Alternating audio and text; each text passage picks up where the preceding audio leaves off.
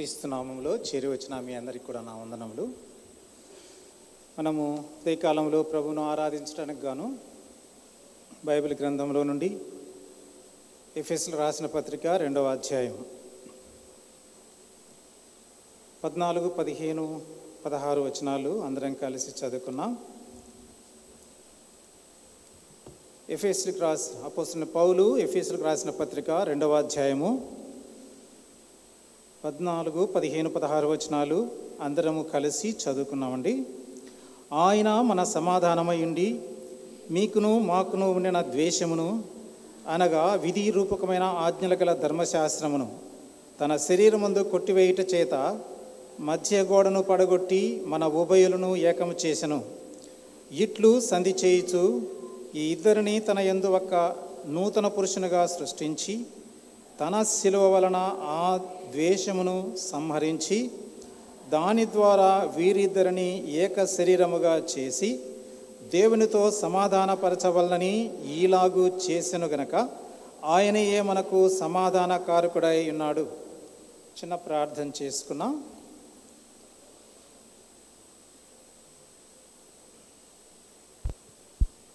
పరిశుద్ధుడైన మా దేవా, ఉదయకాలంలో సంఘముగా కూడి మిమ్మల్ని ఆరాధించి పూజించడానికి మా అందరికీ జీవాన్నిచ్చి బ్రతికించి కృపలో భద్రపరిచి మీ మందిర ఆవరణంలో చేర్చినందుకై మీకు స్తోత్రాలు.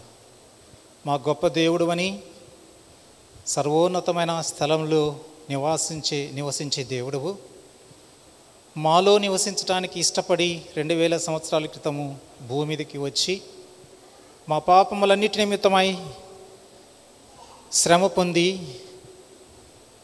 శిక్ష అనుభవించి రక్తము కార్చి శిలువలో ప్రాణము పెట్టి సమాధిలోనికి వెళ్ళి తిరిగి లేచిన దేవుడువని, అందులో నుండి మీరు మాకు రక్షణ అనుగ్రహించిన దేవుడువని మిమ్మల్ని స్తుతిస్తూ ఘనపరుస్తుంటున్నాం. ఉదయకాలంలో చేరువచ్చిన ప్రియ మీ బిడ్డలందరినీ బట్టి వందనాలు. చదివిన లేఖన భాగాలు అందులో నుండి మిమ్మల్ని ఆరాధించటానికి పూజించటానికి మాకు అర్థమయ్యేలాగున మీరు మాకు బోధించమని, ఆరాధనకు సంబంధించిన మాటలు ఇవ్వమని, నన్ను మీ ప్రియులను జ్ఞాపకం చేసుకోమని యేసు ప్రభు నామములో ప్రార్థించి వేడుకుంటున్నాను తండ్రి, ఆమేన్.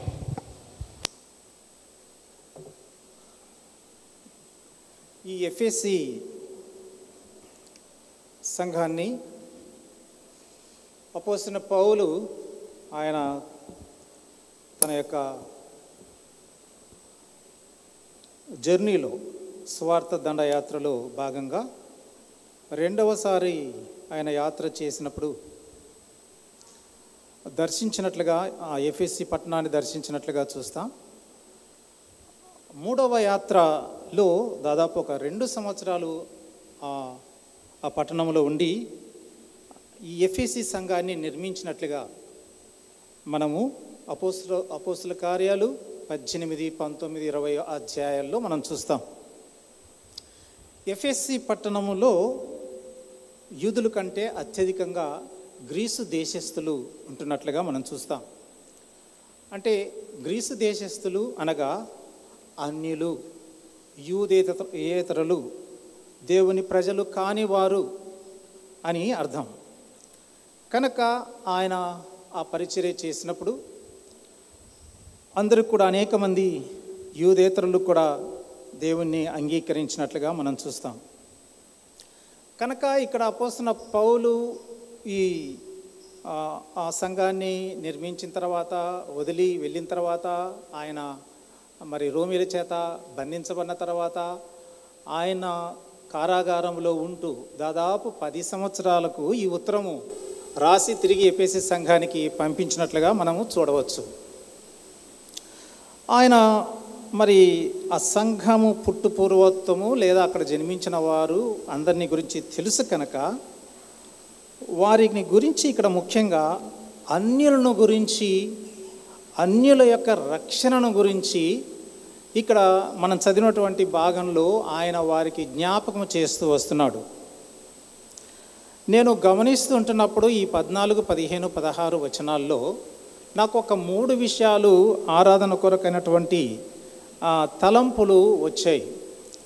ఈ మూడింటికి కూడా రావడానికి కారణం ఏమిటి అనగా, శిలువ కేంద్రీకృతమైన దేవుని కార్యాలు ఈ మూడు అన్నవి నాకు అర్థమయ్యాయి.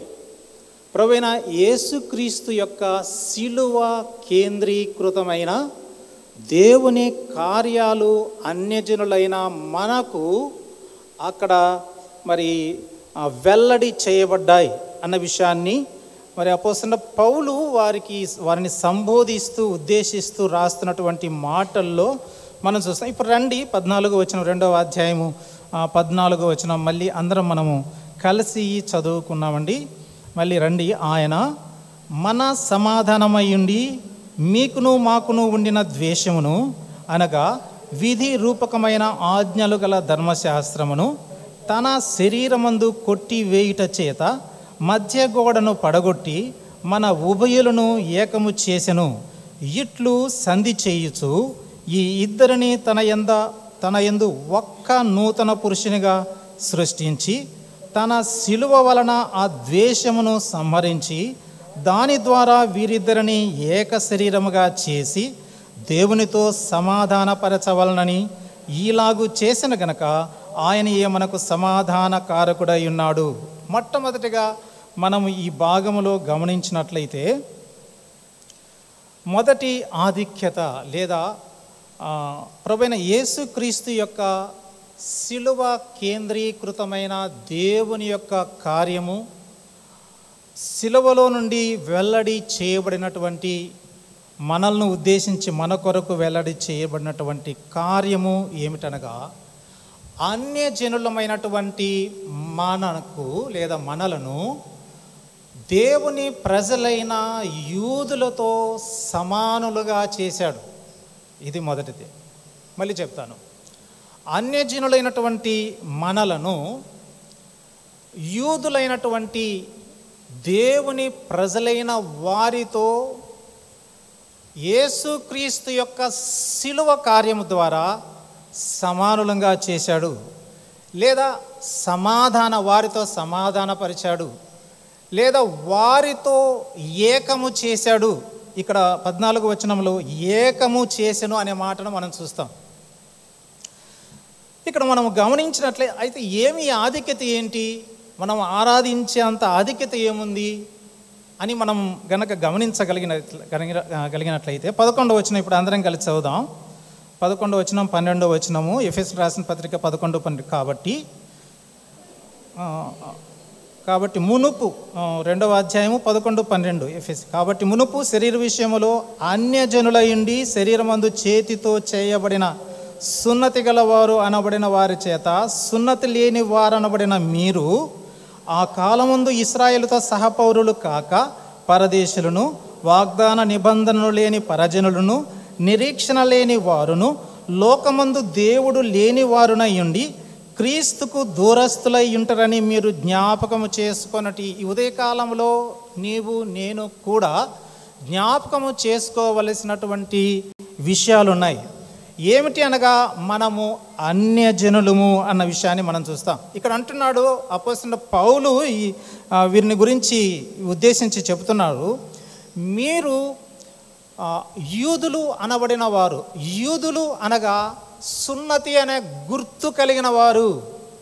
కాబట్టి సున్నతి అనే గుర్తు కలిగిన వారు మిమ్మల్ని చూసి ఏమన్నారంటే, సున్నతి గుర్తు లేనివారు వీరు అని ఎగతాళి చేశారు, తక్కువగా చూశారు అన్న విషయాన్ని మనం చూస్తాం. కనుక సున్నతి లేనటువంటి వారు, ఈ సున్నతి గుర్తు ఎందుకు దేవుడు ఇచ్చాడు అనగా, దేవుడు తన ప్రజలు వీరు అని ఒక ప్రత్యేకపరుచుకోవడానికి, తన ప్రజలు అంటే దేవుడు నా దేవుడు అనడానికి, లేదా నా ప్రజలు అనడానికి ఒక సింబల్ ఏమిటనగా ఆ దినాల్లో సున్నతి అన్న విషయాన్ని మనం చూస్తున్నాం. కాబట్టి అన్యజనులకు ఆధిక్యత, సున్నతి లేదు కనుక దేవుని ప్రజలు కాదు, ఆ ఆధిక్యత లేదు అన్న విషయాన్ని మనం ఇక్కడ చూస్తుంటున్నాం.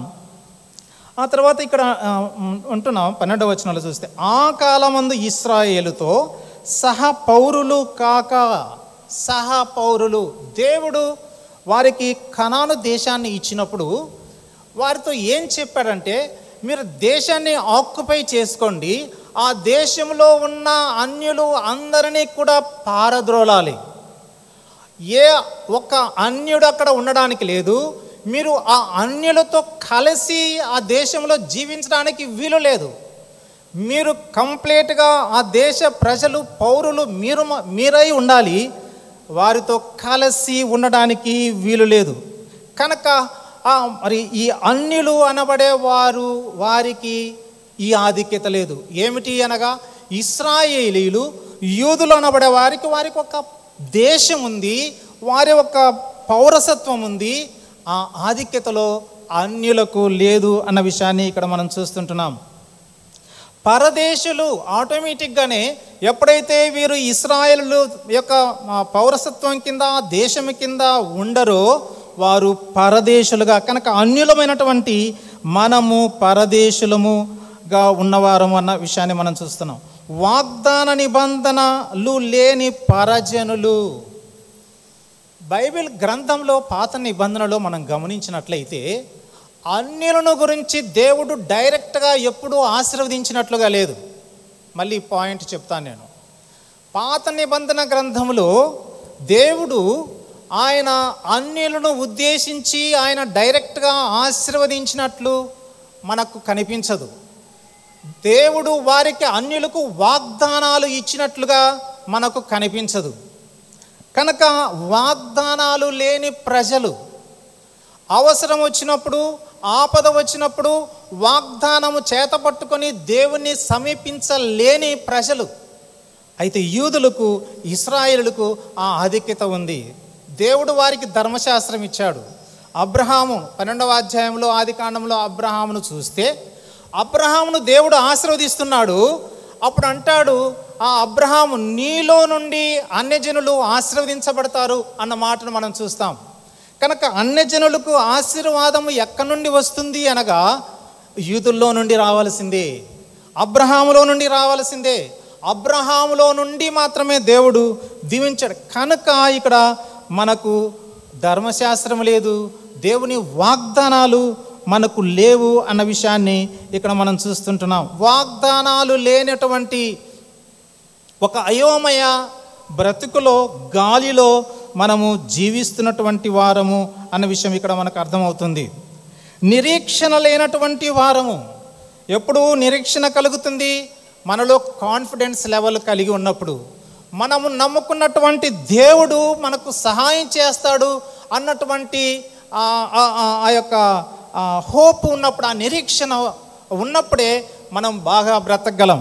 ఈ లోకంలో మనం చూస్తుంటున్నాం, మన ఇరుగు పొరుగు వారు, మన ఫ్రెండ్స్, మన అనేక మంది వారు చూస్తుంటున్నాం, వారికి నిరీక్షణ లేక, వారు నమ్మిన దేవుడు నిరీక్షణ లేక, ఇక్కడికి వెళితే ఏమైనా నాకు జరుగుతుందేమో, అక్కడికి వెళితే జరుగుతుందేమో, ఇంకొక చోటికి వెళితే జరుగుతుందేమో, ఈ పుణ్యకార్యం చేస్తే జరుగుతుందేమో, ఆ దేవతను కాదు ఇంకొక దేవతను కొలిస్తే జరుగుతుందేమో, నిరీక్షణ లేనటువంటి ప్రజలము మనము అన్న విషయాన్ని ఇక్కడ మనం చూస్తుంటున్నాం. కనుక లోకమందు దేవుడు లేని వారునై, ఒకప్పుడు మనము భారతదేశ ప్రజలంగా, అన్యులంగా, మన తాత ముత్తాతలు అనేక దేవతలు కలిగిన వారే తప్ప దేవుడు కలిగిన వారు కాదు. మనము దేవుడు లేని ప్రజలముగా ఉన్నటువంటి వారము. వారు ఒక నిశ్చితమైనటువంటి దేవుడు కలిగి ఉన్నారు. వారి దేవుడు ప్రభు అయిన యెహోవా దేవుడు అన్న విషయాన్ని మనం చూస్తూ వస్తుంటున్నాం. కనుక ఇక్కడ అంటున్నాడు, క్రీస్తుకు దూరస్తులై ఉన్నటువంటి వారు అన్న విషయాన్ని. ఎప్పుడైతే ఈ యొక్క పై అవకాశాలన్నీ కూడా లేవో అప్పుడు క్రీస్తు అంటే ఏమిటో అర్థం లేనటువంటి బ్రతుకులో జీవిస్తున్నటువంటి వారము.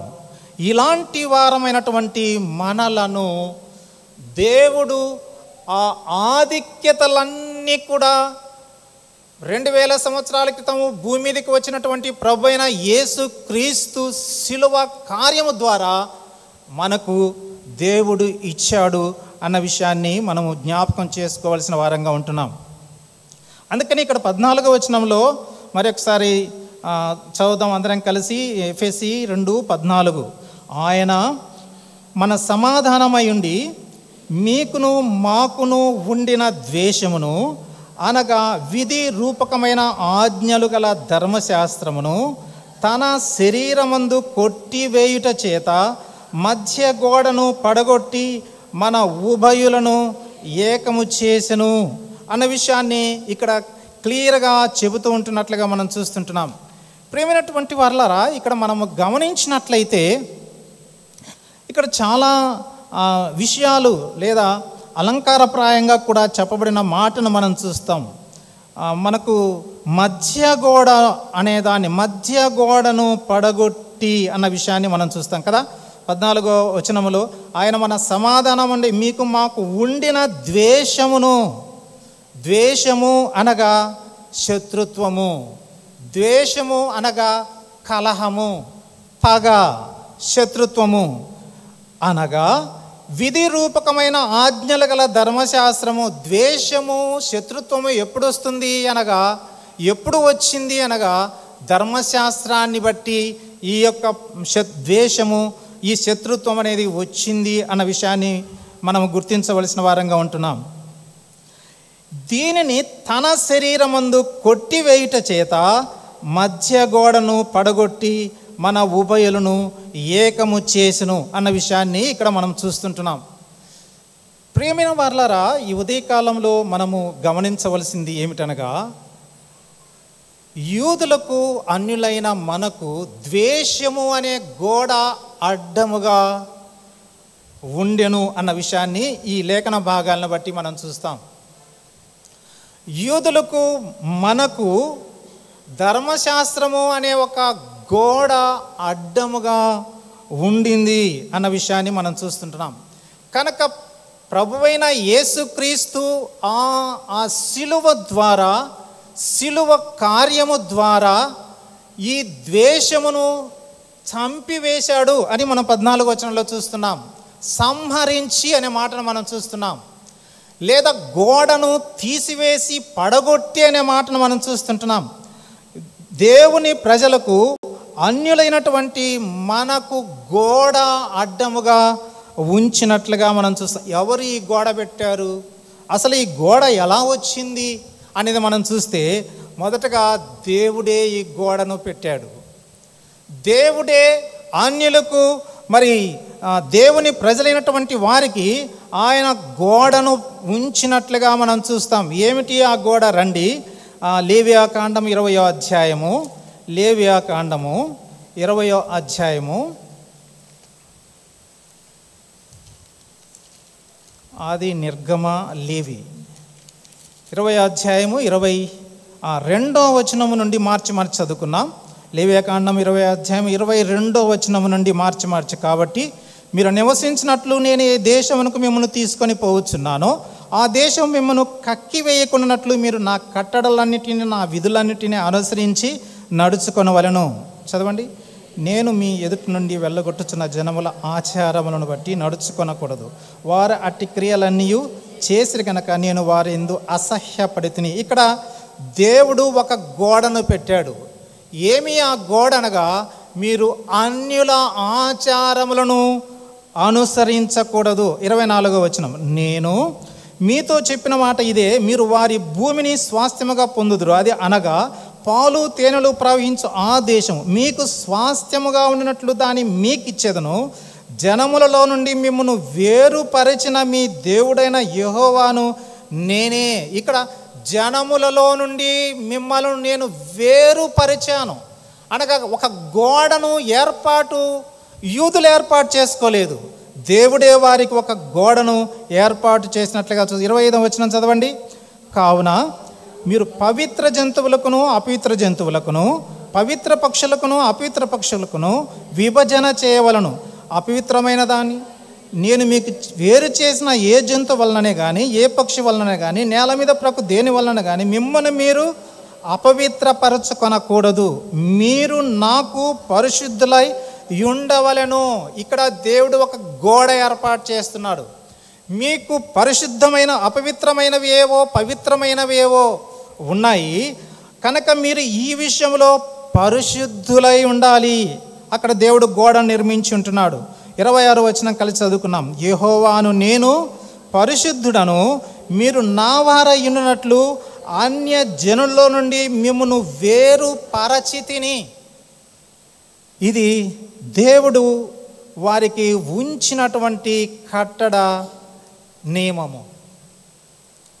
ఇక్కడ దేవుని ఉద్దేశాన్ని మనం గమనించినట్లయితే ప్రియమైనటువంటి వాళ్ళరా, దేవుడు ఆధ్యాత్మికమైనటువంటి గోడను వారికి ఇచ్చాడు. ఆధ్యాత్మికమైనటువంటి జీవితము ఇలా ఉండాలి అని చెప్పాడు. నైతికపరమైనటువంటి జీవితము ఇలా ఉండాలి అని చెప్పాడు. పరిశుద్ధమైన జీవితము ఇలా ఉండాలి ఆయన చెబుతూ ఉన్నాడు.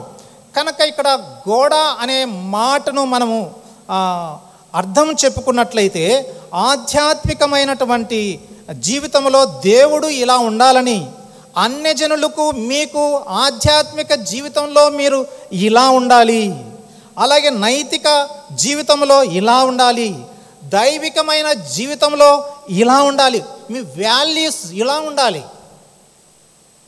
ఇది ఆయన కోరుకున్నటువంటి, ఆయన కట్టినటువంటి గోడ. దురదృష్టకరమైన విషయం ఏమిటనగా, ఈ యూదులు, ఇశ్రాయేలీలు వారు సొంతంగా గోడను కట్టుకున్నారు. ఆధ్యాత్మిక జీవితంలో పతనమయ్యారు. నైతిక విలువలన్నీ కూడా పాత్ర వేశారు. వారు దేవునికి సంబంధించినటువంటి వాటన్నిటి విషయంలో దేవుడికి సంబంధం లేని వారుగా వారు బ్రతుకుతూ వారు ఉంటూ ఇప్పుడు వారు గోడలు కట్టుకున్నారు. అది రాజకీయమైన గోడ, అది మత సంబంధమైనటువంటి గోడ. వారు కట్టుకొని అతిశయిస్తూ జీవిస్తూ ఈ మత సంబంధమైన రాజకీయమైన గోడ కట్టుకోవడం వల్ల మిగిలిన దేశాలన్నిటి విషయంలో ద్వేషాన్ని పెంచారు. మిగిలినటువంటి కంట్రీస్ అన్నిటిలో కూడా ద్వేషాన్ని పెంచారు. వారి అతిశయం వలన, వారి గర్వం వల్ల ఈ యొక్క గోడను నిర్మించుకున్నటువంటి వారుగా ఉంటున్నారు. అందుకనే ఆ హేరోదు కట్టించినటువంటి యెరూషలేము, ఆ మందిర నిర్మాణం ఆవరణానికి బయట ఒక బారికేడ్లు నిర్మించి వారు ఆ బారికేడ్ల దగ్గర ఒక బోర్డు వారు పెట్టినట్లుగా మనము గమనించవచ్చు. ఏమని అక్కడ బోర్డు ఉంటుంది అనగా, అన్యజనులైనటువంటి వారు ఎవరు కూడా ఈ పరిశుద్ధ దేవుని ఆలయం ఎదుట నిర్మించిన బారికేడ్ల లోపలికి రావటానికి నిషేధించబడ్డారు. అన్యజనులు ఎవరు ఈ బారికేడ్ లోపలికి రావడానికి వీలు లేదు, నిషేధించబడ్డారు. ఎవడైనా బారికేడ్ దాటి లోపలికి వస్తే మరణానికి పాత్రుడు. అనగా అన్యజనులు అనబడేటువంటి వారు ఎంత హీనముగా వారి చేత చూడబడుతున్నారు. వీరు ఎంత ఆధిక్యతగా వారి మత సంబంధమైన, ఇది దైవికమైనటువంటిది కదా, మత సంబంధమైనటువంటి. అందుకనే మనం వింటూ వస్తుంటున్నాం, యూదులు వారి డైలీ దైనందిన ప్రార్థనలో, స్తుతిలో వారు ఇలా చెబుతూ ఉంటారట, దేవా నన్ను యూదునిగా పుట్టించినందుకు స్తోత్రము, నన్ను అన్యునిగా పుట్టించనందుకు స్తోత్రము. వారి యొక్క మత సంబంధమైన లేదా యూత యొక్క జాతి సంబంధమైనటువంటి గర్వముగా మనం చూస్తూ వస్తుంటున్నాం. దేవుడు అంత దేవుని ప్రజలు అనబడినటువంటి దైవికమైన, ఆధ్యాత్మికమైన, నైతిక విలువలు కలిగినటువంటి ప్రజలుగా జీవించాలని, వారిలో నుండే దేవుని యొక్క వెలుగు లోకంలో ఉన్న అన్యులకు వచ్చి అన్యులకు రక్షణ కార్యం జరగాలని దేవుడు నిర్మించుకుంటే, వారు పతనమై గోడను నిర్మించుకున్నట్లుగా మనం చూస్తుంటున్నాం. మనము ఏమాత్రమో అన్యులంగా ఉండి ఎదగలేని పరిస్థితి, దేవుణ్ణి సమీపించలేని పరిస్థితి. ఈ పరిస్థితుల్లో దేవుడు 2000 సంవత్సరాల క్రితము ప్రభువైన యేసుక్రీస్తును భూమి మీదికి పంపించి, తద్వారా ఆయన ఆ శిలువ కార్యము ద్వారా మనలో గొప్ప కార్యము ఆయన చేసి, మనకు ఆధిక్యకరమైనటువంటి కార్యము ఆయన చేసినట్లుగా మనం చూస్తుంటున్నాం కదా. ఇప్పుడు మళ్ళీ 14వ వచనం చదువుదాం రండి. ఎఫెసీయులకు రాసిన పత్రిక 2వ అధ్యాయము 14వ వచనాన్ని అందరం కలిసి చదువుకున్నాం రండి. 2వ అధ్యాయం 14వ వచనం. ఇప్పుడు ఆయన మన సమాధానమై ఉండి మీకును మాకును ఉండిన ద్వేషమును అనగా విధి రూపకమైన ఆజ్ఞలు గల ధర్మశాస్త్రమును తన శరీరమందు కొట్టివేయుట చేత మధ్య గోడను పడగొట్టి మన ఉభయులను ఏకము చేసెను. ఎంత గొప్ప ఆధిక్యత దేవుడు మనకిచ్చాడు. ఇప్పుడు దేవుని యొక్క ఇశ్రాయేలు అని మనకు పేరు పెట్టబడినట్లుగా మనం చూస్తుంటున్నాం. గళితీయులకు రాసిన పత్రిక 6వ అధ్యాయం 16వ వచనములో దేవుని ఇశ్రాయేలు అని మనకు పేరు పెట్టినట్లుగా మనం చూస్తుంటున్నాం. దేవుని యొక్క కార్యము, యేసుక్రీస్తు ప్రభు చేసిన ఆ శిలువ కార్యముల్లో దేవుని యొక్క కార్యము వెల్లడి చేయబడినట్లుగా మనం చూస్తుంటున్నాం. మనలను ఆ యూదులు కలిగిన హక్కు లేదా మనము కూడా హక్కుదారులముగా ఉండడానికి, మనము కూడా ఆధిక్యతలను అనుభవించడానికి, మనము కూడా దేవుని కలిగిన ప్రజలంగా ఉండడానికి, మనము కూడా మరి ఆ యొక్క నిరీక్షణ కలిగి ఉండడానికి, ఆ పౌరసత్వం కలిగి ఉండడానికి, ఆ పరిశుద్ధ జీవితం కలిగి ఉండడానికి, అలాంటి ప్రజలంగా భూమి మీద యూదులతో సమానంగా ఉండడానికి ఆయన మనల్ని ఆ శిలువలో, ఆ శిలువ కార్యములో మనల్ని ఏకము చేశాడు అన్న విషయాన్ని చూస్తుంటున్నాం. ఆ శిలువ కార్యములో మనలను సమానులుగా చేశాడు. ఆ శిలువ కార్యములో మనల్ని సమాధానపరిచాడు యూదులతో. ఉదయకాలంలో ఇది మన ఆధిక్యతగా మనం చూస్తుంటున్నాం. ఒక 3-4 విషయాలు ఈ ఆధిక్యతలో యూదులతో మనం సమానంగా చేసినటువంటి విధానాన్ని మనము జ్ఞాపకం చేసుకున్నట్లయితే రండి, కొలస్సీలకు రాసిన పత్రిక 2వ అధ్యాయం 11వ వచనము. కొలస్సీ 2:11 చదవండి.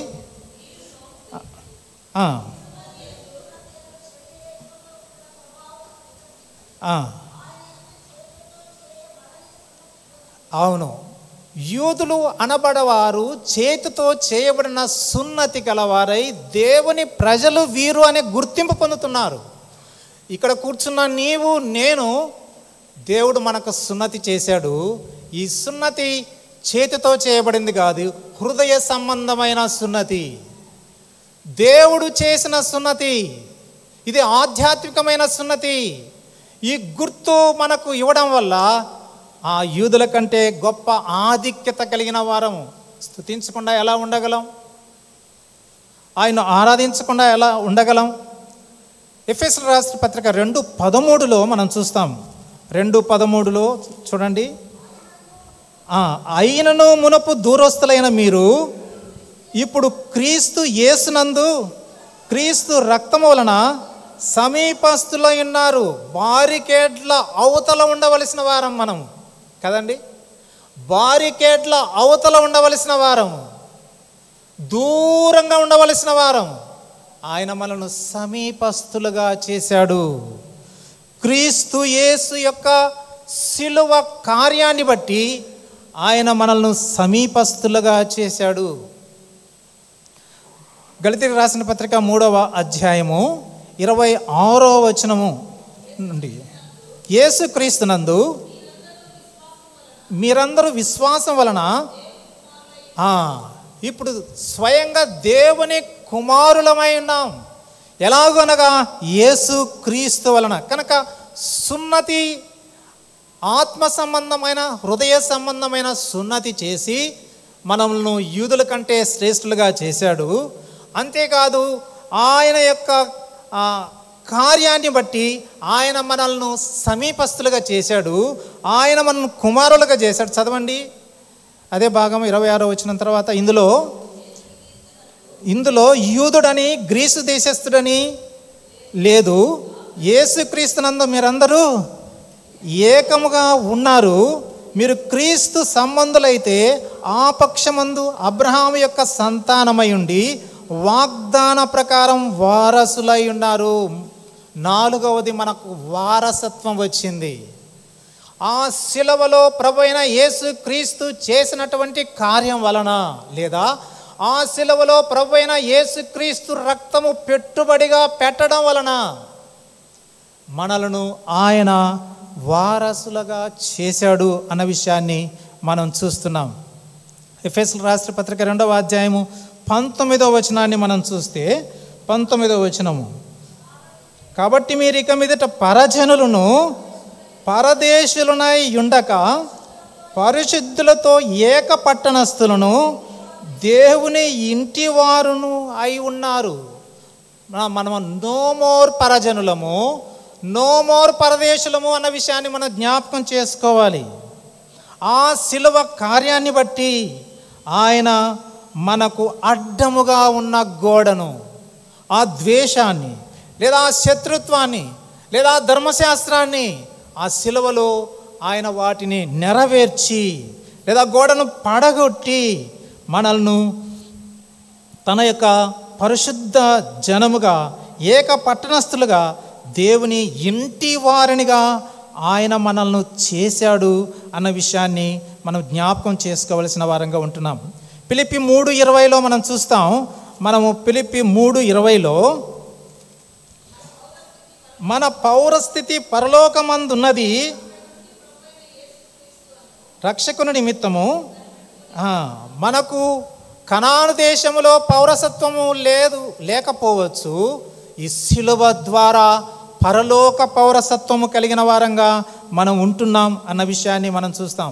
పేతురు మొదటి పత్రిక 2:9లో మన అందరికీ తెలుసు, ఏర్పరచబడిన వంశము, రాజులైన యాజక సమూహము మనం కలిగిన వారినిగా ఆయన మనల్ని చేశాడు అన్న విషయాన్ని మనం చూస్తూ ఉంటున్నాం. ప్రియమైనటువంటి వారలారా, దేవుని ఎఫెసీయులకు రాసిన పత్రిక 3:6 చివరిగా ఈ మాట చూసుకొని నెక్స్ట్ పాయింట్కి వెళ్దాం. ఎఫెసీ 3:6 ఈ మర్మం ఏదనగా అన్యజనులు 6వ వచనమేమ్మా, అన్యజనులు సువార్త వలన క్రీస్తు యేసు నందు యూదులతో పాటు, అది మనకు కావలసింది, సమాన వారసులను, ఒక శరీరమందలి సాటి అవయవములను వాగ్దానములో పాలివారులనై ఉన్నారనున్నదియే. ఒకప్పుడు మనకు వాగ్దానాలు లేవు. వాగ్దానం పట్టుకొని ప్రార్థన చేయడము, వాగ్దానం పట్టుకొని ఎదురు చూడడం మనకు ఆధిక్యత లేదు. ఆ శిలువలో ప్రభువైన యేసుక్రీస్తు చేసిన కార్యాన్ని బట్టి మనకు ఈ ఆధిక్యత కలిగింది అన్న విషయాన్ని నేను జ్ఞాపకం చేస్తూ ఉంటున్నాను. ఇది మొదటిగా ప్రభువైన యేసుక్రీస్తు యొక్క శిలువ కార్యము ద్వారా అన్యజనులైనటువంటి మనలను యూదులతో సమానులుగా చేశాడు, యూదులతో సమాధానపరిచాడు, యూదులతో ఏకము చేశాడు. ప్రభువైన యేసుక్రీస్తు యొక్క శిలువను బట్టి మాత్రమే ఈ కార్యము జరిగింది. అందును బట్టి మనము ప్రభువును ఆరాధించవలసిన వారంగా ఉంటున్నాం. రెండో విషయాన్ని మనం చదువుదాం రండి. 2వ అధ్యాయము 16వ వచనం అందరం కలిసి చదువుకున్నాం. 2వ అధ్యాయం 16వ వచనం, తన శిలువ వలన ఆ ద్వేషమును సంహరించి దాని ద్వారా వీరిద్దరిని ఏక శరీరముగా చేసి దేవునితో సమాధానపరచవలనని ఈలాగు చేసిన గనక ఆయనయే మనకు సమాధాన కారకుడై ఉన్నాడు. శిలువలో జరిగినటువంటి రెండవ కార్యము ఏమిటనగా, మొదటి కార్యము అన్యులను యూదులతో ఏకము చేశాడు, అన్యులను యూదులతో సమానం చేశాడు, అన్యులను యూదులతో సమాధానపరిచాడు శిలువ ద్వారా. ఇప్పుడు ఈ ఇద్దరిని కూడా దేవునితో సమాధాన పరచబడింది శిలువలో ఆ కార్యం ద్వారా. శిలువలో ఆ కార్యము ద్వారా మనము దేవునితో సమాధాన పడ్డాము అన్న విషయాన్ని బట్టి ఉదయకాలంలో ఆరాధించి పూజించవలసిన వారంగా ఉంటున్నాం. అపోస్తలుడైన పౌలు రోమీయులకు రాసిన పత్రికలో ఆయన 9వ అధ్యాయంలో వాపోతాడు యూదులను గురించి, ఇశ్రాయేలును గురించి. అరే, అర్చన పూజా కార్యక్రమాలన్నీ మావారివే, దేవుడు మావాడే, క్రీస్తు మాలో నుండి పుట్టాడు, రక్షణ లేకుండా ఉన్నారే, అయ్యో రక్షణ లేకుండా ఉన్నారే. కనుక ఇక్కడ మనం గమనించినట్లయితే యూదులైనంత మాత్రాన దేవునితో సమాధానపడిన వారు కాదు, మనము యూదులతో ఒకవేళ మనము ఏకము చేయబడినంత మాత్రాన మనము దేవునితో సమాధాన పడిన వారమని కాదు. యూదులకు అన్నీ ఉన్నాయి, ఇశ్రాయేలులకు అన్ని ఆధిక్యతలు ఉన్నాయి, వారు సున్నతి పొందారు, వారు దేశాన్ని స్వతంత్రించుకొని ఉన్నారు, వారికి ధర్మశాస్త్రం ఉంది, వారి యొక్క నిరీక్షణ అన్ని కలిగి ఉన్నారు, వారు దేవుని ప్రజలుగా పిలువబడుతున్నారు, దేవుని మందిరంలోనికి ప్రవేశం వారికి కలిగి ఉంది, వారితో మనము ఏకంగా కలిగి ఉంటున్నాం. కానీ దేవుని ఉగ్రత అనేది మన మీద నిలిచి ఉండింది అన్న విషయాన్ని ఇక్కడ జ్ఞాపకం చేసుకోవాలి. దేవునితో సమాధానం లేని పరిస్థితిలో ఉన్న స్థితి అని మనము గమనించాలి. యూదులతో సమానమైన ప్రివిలేజ్, రైట్స్ మనం పొందాం, కానీ శిలువ కార్యము ద్వారా మాత్రమే దేవునితో సమాధానాన్ని మనము పొందిన వారంగా ఉంటున్నాం. దేవుని యొక్క ఉగ్రత మన మీద ఉండగా, దేవుని తీర్పు యూదుల మీద ఉన్నట్లే మన మీద ఉండగా, దేవుని కోపం వారి మీద ఉన్నట్లు మన మీద ఉండగా, ఈ ఉగ్రతను భరించటానికి, తీసుకోవటానికి ఏ శిక్ష అయితే మన మీద దేవుడు రాసి పెట్టి ఉన్నాడో ఆ శిక్ష మన మీద పడకుండా యేసుక్రీస్తు ప్రభు ఆ సిలువలో శిక్షను తీసుకొని, ఏ కోపమైతే మన మీద దేవాది దేవుడికి ఉందో ఆ కోపమును ప్రభువైన యేసుక్రీస్తు ఆ సిలువలో తీసుకొని భరించి ఆయన దేవునితో మనలను ఆయన సమాధానపరిచాడు. కనుక అక్కడ యూదులనే లేదు, అన్యులు అని లేదు. అందుకనే రోమీయులకు రాసిన పత్రిక 3:23లో ఏ భేదమును లేదు, అందరూ పాపము చేసి దేవుడు అనుగ్రహించు మహిమను పొందలేకపోవచ్చున్నారు. ఇక్కడ యూదుడని లేదు, అన్యుడని లేదు, ఏ భేదము లేదు, అందరూ కూడా పాపము చేసిన వారుగా ఉంటున్నారు అన్న విషయాన్ని మనం చూస్తూ ఉంటున్నాం. అందుకనే ఇక్కడ మనం 16వ వచనము, ఎఫెసీయులకు రాసిన పత్రిక 2వ అధ్యాయం 16వ వచనములో ఆ శిలువ ద్వారా ఈ ఇద్దరిని అన్న విషయాన్ని మనం చూస్తాం. రండి మళ్ళీ చదవండి, ఎఫెసీయులకు 2:16. అందరం తన శిలువ వలన ఆ ద్వేషమును సంహరించి దాని ద్వారా వీరిద్దరిని ఏక శరీరముగా చేసి దేవునితో సమాధాన పరచవలనని ఈలాగు చేసెను. కనుక ఆయనయే మనకు సమాధాన కారకుడై ఉన్నాడు అన్న విషయాన్ని మనం జ్ఞాపకం చేసుకోవలసిన వారంగా ఉంటున్నాం. ఈ ఉదయకాలంలో మనకు రెండవ ఆధిక్యత ఏమనగా, ఈ శిలువ, ప్రభువైన యేసుక్రీస్తు యొక్క శిలువలో జరిగిన కార్యము మనల్ని దేవునితో సమాధానపరచబడ్డాం, దేవునితో సమాధానం కలిగిన వారంగా మనం ఉన్నాం.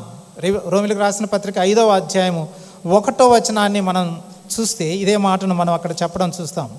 5 కాబట్టి విశ్వాసం మూలమున మనము నీతిమంతులముగా తీర్చబడి మన ప్రభువైన యేసుక్రీస్తు ద్వారా దేవునితో సమాధానము కలిగి ఉన్నాము అన్న విషయాన్ని మనం చూస్తుంటున్నాం. యేసుక్రీస్తు ద్వారా మాత్రమే దేవునితో సమాధానము కలిగి ఉన్నాము. ఎఫెసీ 2:18లో మనం చూస్తే ఈ రెండవ భాగంలో చివరి మాటగా ఎఫెసీ 2:18 ఆయన ద్వారానే మనము ఉభయులము ఒక్క ఆత్మయందు తండ్రి సన్నిధికి చేరగలిగి ఉన్నాము. మన ఉభయులం. అపోస్తలుడైన పౌలు మాట్లాడుతున్నాడు, మన ఉభయులం.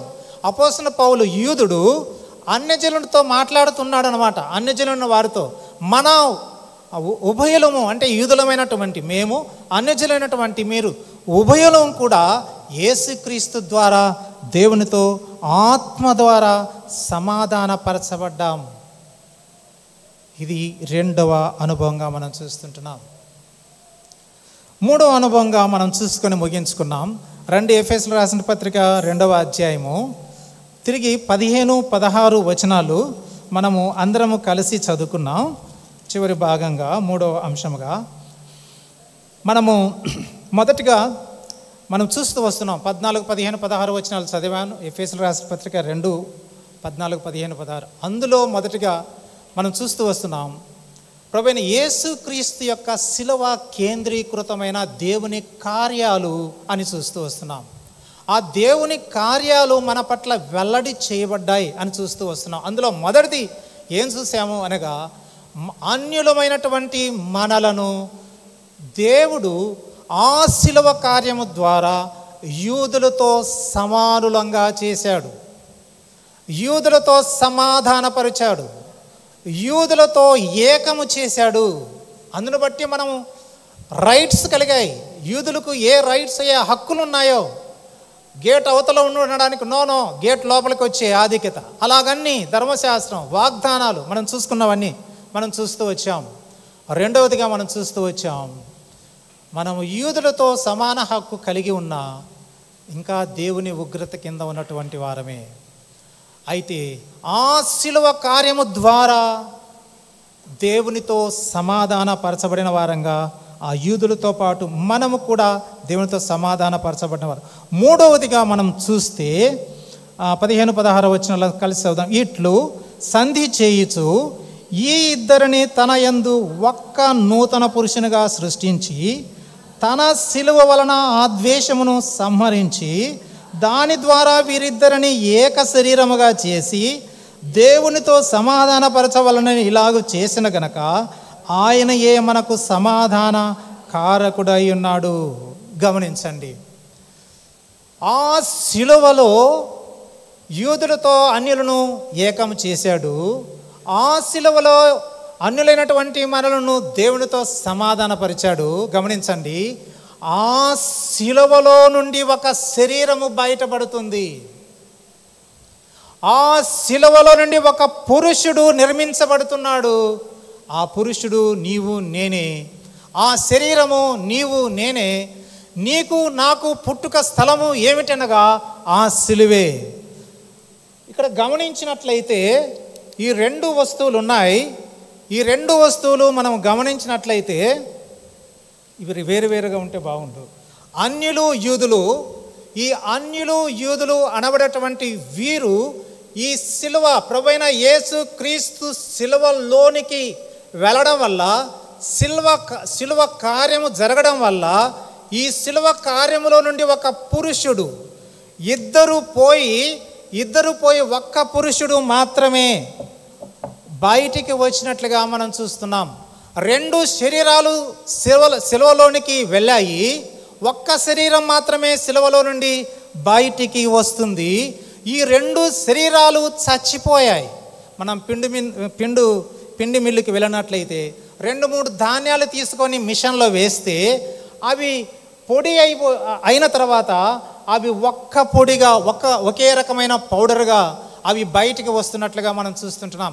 కనుక ఈ శిలువలో ఈ రెండు లేదా యూదులు అన్యులు అనబడేటువంటి వారు ఇక్కడ చనిపోయారు. ఇక్కడ నూతన పురుషుడుగా నూతన శరీరంతో శిలువలో నుండి బయటికి వచ్చారు. వారు మనమే, అది సంఘమే, అది చర్చి, అది దేవుని శరీరము. దేవుని శరీరం ఏమిటి అనగా దేవుని సంఘం. దేవుని సంఘము ఎక్కడ పుట్టింది అనగా ఆ శిలువలో పుట్టింది. ఈ ఉదయకాలంలో ఈ ఆధిక్యతను బట్టి మనము ఆయన్ను ఆరాధించి పూజించకుండా ఎలా ఉండగలము? అదే మనం చూస్తూ వచ్చాము. గళితీయులకు రాసిన పత్రిక 6వ అధ్యాయము 15, 16 ఒకసారి చదువుదామా? గళితీయులకు రాసిన పత్రిక 6వ అధ్యాయము 15, 16 వచనాలు.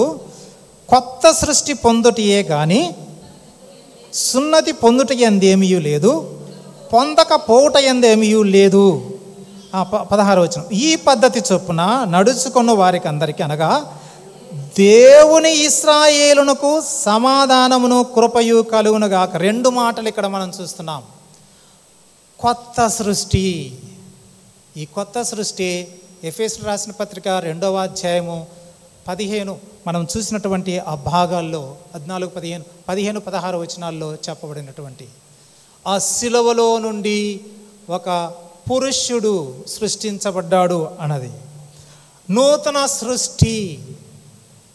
పాతవి గతించినట్లుగా మనము కొరింథీయులకు రాసిన పత్రిక 2వ పత్రిక 5వ అధ్యాయం 17వ వచనంలో కాగా, ఎవడైనను క్రీస్తునందున్న ఎడల వాడు నూతన సృష్టి, పాతవి గతించిన ఇదిగో క్రొత్తవాయెను అనే లేఖన భాగాన్ని మనం అక్కడ చూస్తూ వస్తుంటున్నాం.